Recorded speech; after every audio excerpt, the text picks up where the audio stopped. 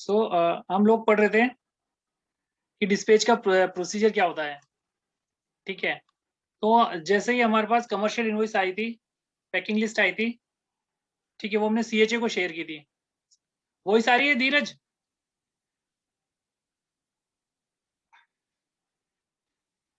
आवाज आ रही मेरी?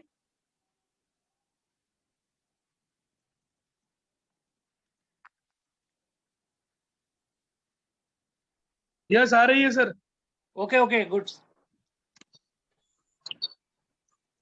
तो जैसा कि मैं बता रहा था आपको कि जैसे ही हमारे पास इम्पोर्टर्स की रिक्वेस्ट आती है, ऑर्डर आता है, तो हमारा जो इनिशियल स्टेज होता है वो हम क्या करते हैं कि हमारे गुड्स की पैकिंग करते हैं। ठीक है, तो गुड्स की पैकिंग होने के बाद हम क्या करते हैं, कमर्शियल इनवॉइस और पैकिंग लिस्ट प्रिपेयर करते हैं। तो हमें एक चीज देखना जरूरी है वहाँ पे कि जो हम गुड्स डिस्पैच करने जा रहे हैं उसकी डिटेल्स ओके है कि नहीं है, एज पर जो हमारे बायर ने हमसे मांगी है उसके अकॉर्डिंग है या नहीं है। ठीक है, तो क्या क्या चीजें हम चेक कर सकते हैं, हम उसमें हमें अपने कमर्शियल जो एड्रेस है हमारा बायर का वो चेक करेंगे कि एक्चुअल एड्रेस है कि नहीं है, जो परचेज ऑर्डर में एड्रेस था वही एड्रेस है या नहीं है। ठीक है, तो जब एड्रेस हमारा मिल जाएगा हमें, तो हम क्या करेंगे, उसको वेरीफाई करने के बाद हम अपने सीएचए को भेजेंगे सारी डिटेल्स, जिसमें क्या क्या डिटेल्स होगी, गुड्स की डिटेल होगी और अदर डिटेल्स होगी। ये सारी डिटेल प्रिपेयर करने के बाद सीएचए को भेजेंगे। ठीक है, जब सीएचए इन चीज़ों को अपने कस्टम में इस चेकलिस्ट को फाइल करेगा, तो वहां से इनको मिलेगा एक चेकलिस्ट जनरेट होगी, उसको बोलते हैं इनिशियली डाटा या submit in the custom for the purpose of inform we intimate to government that our shipment is going on. मतलब कि हमारा एक्सपोर्ट होने वाला है, हम पहले से अपनी इंडियन गवर्नमेंट को या जो गवर्नमेंट है उसको बता रहे हैं कि हमारा गुड्स यहाँ से निकलने वाले हैं। तो ये उस केस में करना क्या, हमें मेन चीज इस चीज का ध्यान रखना है कि जो चेकलिस्ट उधर से आई है हमारे पास, जो सीएचए ने हमें भेजी है, ठीक है, तो जो चेकलिस्ट आई है उसको हमें अप्रूव करना है। तो अप्रूव कैसे करेंगे, उसमें जो डिटेल्स हमने मेंशन की है, जैसे कमर्शियल इनवॉइस पे जो डिटेल है हमारी, वो उसने ईडीआई में फाइल की है, वो एग्जैक्ट है या नहीं है। अगर कोई डिफरेंस है तो उसमें प्रॉब्लम आ सकती है। फॉर एग्जाम्पल जैसे हमारा एचएस कोड हमारे गुड्स के अकॉर्डिंग नहीं है, तो उस केस में क्या होगा कि वो कस्टम में गलत डिटेल फाइल हो जाने पर गवर्नमेंट उस पर पेनल्टी लगा देगी। ठीक है ना, क्योंकि उसके अकॉर्डिंग हम क्लेम नहीं कर पाएंगे इंसेंटिव। ठीक है, जो एचएस कोड डल गया उसके अकॉर्डिंग आपको ड्रॉबैक भी मिलेगा और एमईआईएस का इंसेंटिव भी मिलेगा। तो एमईआईएस की अगर बात करें तो अभी बंद हो गया है, आरओडीटी ईपी स्कीम जो नहीं आई है वो मिलेगी।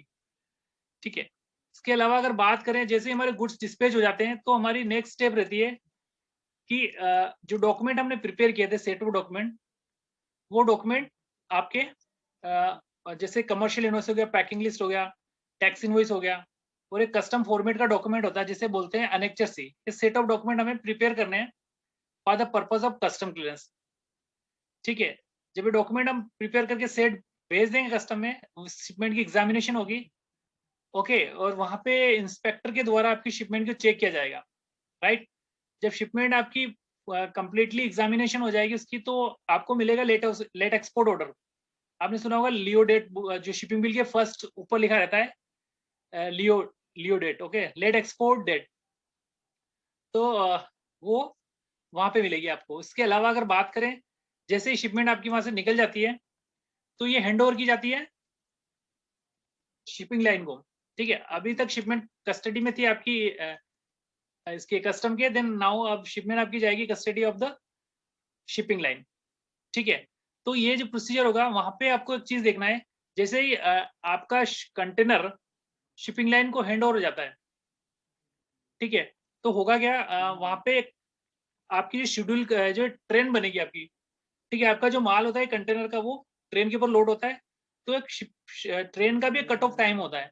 तो कट ऑफ टाइम में देखेगी वो कि इस वाले, जैसे आपने देखा होगा जैसे बस स्टैंड होता है, तो वहाँ पे टाइम टाइम पे बसें निकलती रहती है और उसमें सवारी बैठती रहती है। सेम टू सेम जो कंटेनर डिपो में क्या होता है, बहुत सारे कंटेनर्स होते हैं, और वो जो जो पहले कंटेनर आते हैं उनको शेड्यूल किया जाता है उस ट्रेन के लिए। ठीक है, तो इस प्रकार से जिनका कट ऑफ टाइम हो जाता है वो कंटेनर्स ट्रेन पे चढ़ जाते हैं, और जो बाद में आते हैं कंटेनर्स वो वहीं पे रह जाते हैं। तो यहाँ से जो प्रोसीजर क्या होगा, आपके जो शिपमेंट है वो आईसीटी से निकली है सी पोर्ट के लिए, तो सी पोर्ट पे भी एक नया प्रोसीजर होगा वहां पे भी जो कंटेनर पहले आया है, ठीक है, वो वेसल पे जो नेक्स्ट वेसल शेड्यूल होगा ना उस पे चढ़ेगा। नहीं तो जो कट ऑफ टाइम दिया गया है उस टाइम के अंदर विद इन 48 आवर से पहले आपका कंटेनर वहां नहीं पहुंचा ना सी पोर्ट पे, तो फिर नेक्स्ट वेसल जो होगा शेड्यूल उस पे आपको मिलेगा। आपने देखा होगा ना कि कभी जो शिप होती है वो फिर हमें नेक्स्ट शेड्यूल में शिप मिलती है, और हमारी जो मटेरियल्स है, हमारे गुड्स है, वो पोर्ट पे पड़े रहते हैं। ठीक है, तो इस चीज का हमें ध्यान रखना कि हमारा जो मटेरियल है वो टाइम पे वहां पे पहुंच जाए। दूसरी चीज क्या है, दूसरी चीज है आपकी जो आप शिपिंग लाइन इंस्ट्रक्शन देते हैं, तो बिफोर 72 आवर्स, ठीक है, जैसे आज आपने शिपिंग लाइन इंस्ट्रक्शन दिया है शिपिंग लाइन को, तो जो नेक्स्ट शेड्यूल होगा ना वेसल, उसे 72 आवर्स का डिफरेंस से पहले पहले वो कंसीडर करते हैं। अगर 72 आवर्स से ज्यादा हो गए तो फिर वो नेक्स्ट जो शेड्यूल होगा ना वेसल उस पर आपका कार्गो जाएगा। ठीक है, ये तो जो हम बात करते हैं शिपिंग लाइन का कट ऑफ टाइम, और इसके अलावा बात करते हैं हम वेसल शेड्यूलिंग। अगर हम बात करें बीएल ड्राफ्ट अप्रूवल की, तो जो बीएल ड्राफ्ट अगर हमारी शिपमेंट सेल हो गई है, हमारी शिपमेंट का जो कंटेनर है वो जहाज पे चढ़ गया है, और हम जहाज पर चढ़ने के बाद अगर हम अपने बीएल को अप्रूव करते हैं, लेट बीएल अप्रूव करते हैं, तो क्या होगा, आपको शिपिंग लाइन उस पर फाइन करेगी कि आपने इतना लेट, मतलब आप आफ्टर एसओबी आपने शिपमेंट की डिटेल चेंज करा रहे हो। तो ये चीज का भी हमें ध्यान रखना है। ठीक है, इसके अलावा बात करें इस जो अभी मैंने आपको कुछ समझाया है, इसमें आपको कुछ पूछना है तो आप पूछ सकते हो। You can ask any question. हाँ सर, मेरे को ये पूछना था, जैसे कि आपने बताया कि 48 घंटे के पहले जो सी पोर्ट है ड्राई पोर्ट से सी पोर्ट पे पहुंचना चाहिए, ठीक है।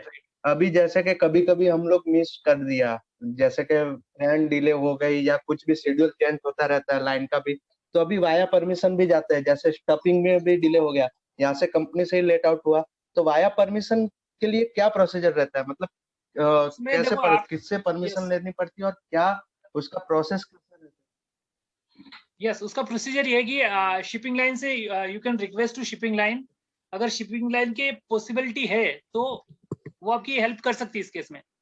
तो आपके रिलेशन अगर शिपिंग लाइन से अच्छे हैं तो इन दिस केस वो चाहेगी कि कोई ऐसा कंटेनर है जो इतना इंपॉर्टेंस नहीं है, उसको वहीं रोक देगी और आपका कंटेनर शेड्यूल कर देगी। ये पॉसिबिलिटी हो सकती है सम टाइम, इसमें श्योरिटी नहीं है बट। अच्छा, तो इसके लिए कस्टम ऑफिसर इन्वॉल्व इसमें रहते हैं या डायरेक्ट लाइन का और जो शिपर होता है उसके अपना फ्रेट फॉरवर्ड, उनके दोनों के थ्रू ये कम्युनिकेशन होता है? बिल्कुल अच्छा क्वेश्चन पूछा धीरज आपने। एक्चुअली होता क्या है कि जब तक हमारी शिपमेंट कस्टम में रहती है तब तक तो कस्टम के कस्टडी में रहेगी, तो कस्टम से परमिशन लेगी। But we are talking about the seaport, तो ये शिपिंग लाइन के अंडर आ जाती है। तो हाँ, जो ऑल द परमिशंस जो लेनी पड़ेगी हमसे वो शिपिंग लाइन से लेनी पड़ेगी। शिपिंग लाइन से लेनी पड़ेगी ना। और उसके लिए सर कुछ चार्ज भी करती है, मतलब चार्ज भी रहता होगा वाया परमिशन जाने का? हाँ, चार्ज हो सकता है, सम टाइम हो सकता है चार्जेस, बट मोस्टली नहीं होता है, ज्यादा फर्क नहीं पड़ता है ऐसा।